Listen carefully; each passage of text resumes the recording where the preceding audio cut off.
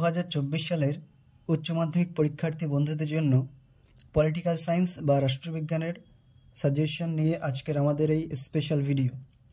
এই ভিডিওতে আমি উচ্চ মাধ্যমিকের রাষ্ট্রবিজ্ঞানের বিষয় থেকে হাতে গোনা মাত্র কয়েকটি প্রশ্ন বলে দেব। তোমরা যদি রাষ্ট্রবিজ্ঞান বিষয় থেকে মাত্র শেষ মুহূর্তের জন্য এই কয়েকটি প্রশ্ন পড়া থাকে তাহলে তোমরা নিশ্চিত থাকো ফাইনাল পরীক্ষায় তোমরা 8 নম্বরের প্রশ্নগুলো নিশ্চিত কমন পেয়ে যাবে। হ্যাঁ বন্ধুরা, আর তোমার এর বাইরে কোনো প্রশ্ন পড়ার দরকার নেই। এই প্রশ্নগুলো তোমরা যদি প্র্যাকটিস করো তাহলে তোমরা কার্যত নিশ্চিত থাকো যে তোমরা পরীক্ষায় চূড়ান্ত সাফল্য লাভ করবে। তাহলে বন্ধুরা, ভিডিওটা অবশ্যই স্কিপ না করে শেষ পর্যন্ত দেখো। ভিডিওটা ভালো লাগলে অবশ্যই লাইক করো, চ্যানেলে নতুন হলে সাবস্ক্রাইব করো এবং ভিডিওটা বন্ধুদের মধ্যে শেয়ার করে দাও। তো চলো বন্ধুরা, বেশি দেরি না করে ভিডিওটা শুরু করা যাক। পলিটিক্যাল সায়েন্স বা রাষ্ট্রবিজ্ঞান বিভাগ থেকে প্রথম অধ্যায় আন্তর্জাতিক সম্পর্কের বিবর্তন। এখান থেকে মাত্র একটা প্রশ্ন খুব গুরুত্ব সহকারে প্র্যাকটিস করতে হবে। ধরে রাখো এই একটা প্রশ্ন এবার উচ্চ মাধ্যমিক ফাইনাল পরীক্ষায় আসতে চলেছে। এর বাইরে বন্ধুরা তোমাদের আর কোনো প্রশ্ন পড়ারই দরকার পড়বে না আশা করছি। প্রশ্নটি হচ্ছে, বিশ্বায়ন কাকে বলে? বিশ্বায়নের বিভিন্ন রূপ পর্যালোচনা করো, অথবা বিশ্বায়নের সংজ্ঞা দাও, বিশ্বায়নের প্রকৃতি আলোচনা করো। এই দুটো প্রশ্নের উত্তরই একই হবে। চলে যাব পরবর্তী অধ্যায়ে। তোমরা জানো মাঝখানের অধ্যায়গুলো থেকে বোর্ডের নিয়ম অনুযায়ী কোনো বড় প্রশ্ন থাকবে না। 5 নম্বর অধ্যায় অর্থাৎ কয়েকটি প্রধান রাজনৈতিক মতবাদ। এই অধ্যায় থেকে প্রথমে তোমরা পড়বে মার্ক্সবাদের মূল সূত্রগুলি আলোচনা করো, কার্ল মার্ক্সের রাষ্ট্র সম্পর্কিত তত্ত্বটি আলোচনা করো। এই প্রশ্নটা ধরে রাখো এবার ফাইনাল পরীক্ষায় আসতে চলেছে, এমনই একটা গুরুত্বপূর্ণ প্রশ্ন। 3 নম্বর তোমরা পড়বে কার্ল মার্ক্সের ঐতিহাসিক বস্তুবাদ তত্ত্বটি আলোচনা করো।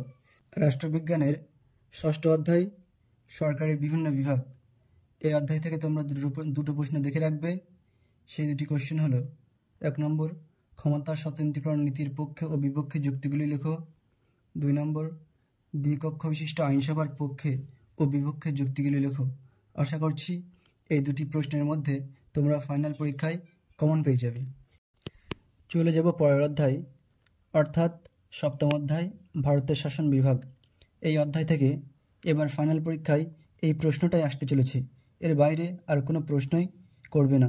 প্রশ্নটা হচ্ছে, ভারতের প্রধানমন্ত্রীর ক্ষমতা ও কার্যাবলী বা পদমর্যাদা লেখো।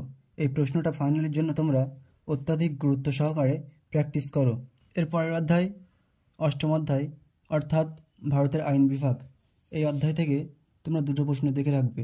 প্রশ্ন দুটি হলো, 1 ভারতীয় পার্লামেন্টের উভয় কক্ষের সম্পর্ক আলোচনা করো, এবং 2 লোকসভার অধ্যক্ষের ক্ষমতা ও কার্যাবলী ব্যাখ্যা করো। আশা করছি এর মধ্যেই তোমরা কমন পাবে। পরবর্তী অধ্যায় 9 অধ্যায় ভারতের বিচার বিভাগ। এই অধ্যায় থেকে একটাই প্রশ্ন দেখে রাখবে তোমরা। প্রশ্নটি হচ্ছে, ভারতের কোনো রাজ্যের হাইকোর্টের গঠন ও কার্যাবলী আলোচনা করো। তো এই ভিডিওতে দেখানো প্রশ্নগুলো তোমরা ভালোভাবে মুখস্থ করো এবং প্রশ্নগুলো তোমরা খাতায় লিখে প্র্যাকটিস করো। আশা করছি ফাইনাল পরীক্ষায় তোমরা ভালো ফলাফল করবে। তো বন্ধুরা, আজকের ভিডিওটা এই পর্যন্তই। সকলেই ভালো থেকো এবং পরীক্ষার জন্য ভালো করে প্রিপারেশন নাও।